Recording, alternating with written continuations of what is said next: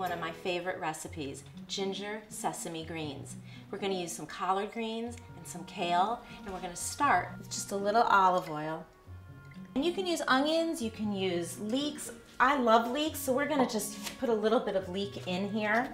I like to cut it in half, and I use all the light parts. Now the dirt will get up in, so when you get to the darker part, you wanna peel it off and wash again. In with these leeks, I'm gonna add some ginger. Now when you buy ginger, you wanna make sure that the skin is nice and smooth, and I like to get the whole energy of the food. So as long as it's organic, I give it a wash, I pat it off, and I use the whole thing, skin and all. We're just gonna let these leeks break down a little bit so they get a little bit softer. And to help them along the way, instead of adding oil, I like to add mirin, which is a natural cooking wine.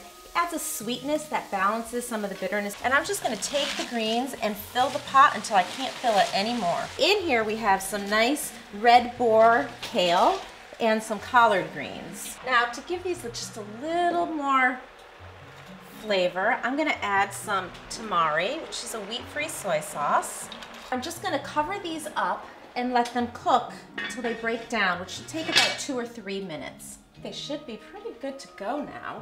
Oh yeah, they look great, nice and bright. If they cooked any longer, they'd get too soggy. We're just gonna top this with some toasted sesame oil, and then we're gonna add some toasted sesame seeds. I have black sesame seeds too. Sesame seeds are a great source of calcium, so that makes this dish all in all about as high in calcium and minerals as you can get. Delicious.